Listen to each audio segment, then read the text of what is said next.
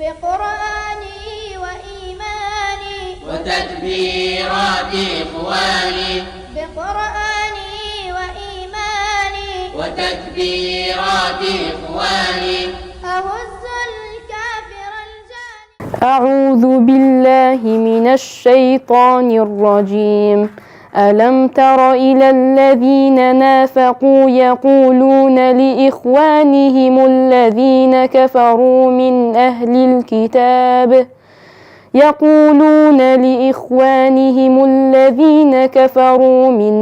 الكتاب لئن أخرجتم لنخرجن معكم ولا نطيع فيكم أحدا أبدا وإن قتلتم لننصرنكم والله يشهد إنهم لكاذبون. لئن أخرجوا لا يخرجون معهم ولئن قتلوا لا ينصرونهم ولئن نصروهم ليولن الأدبار ثم لا ينصرون.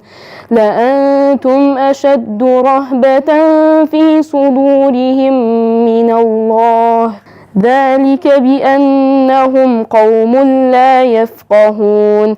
لا يقاتلونكم جميعا إلا في قرى محصنة أو من وراء جدر بأسهم بينهم شديد تحسبهم جميعا وقلوبهم شتى ذلك بأنهم قوم لا يعقلون. كمثل الذين من قبلهم قريبا ذاقوا وبال أمرهم ولهم عذاب أليم. كمثل الشيطان إذ قال للإنسان اكفر فلما كفر قال إني بريء منك إني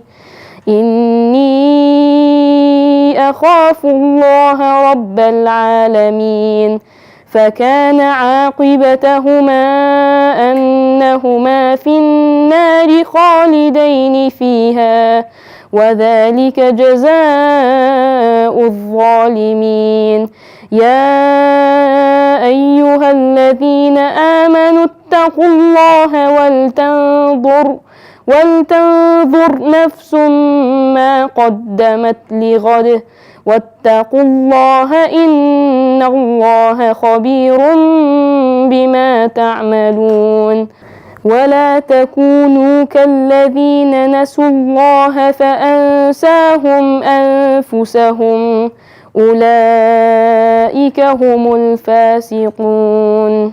بقرآني وإيماني وتكبيرات إخواني بقرآني وإيماني وتكبيرات إخواني أهز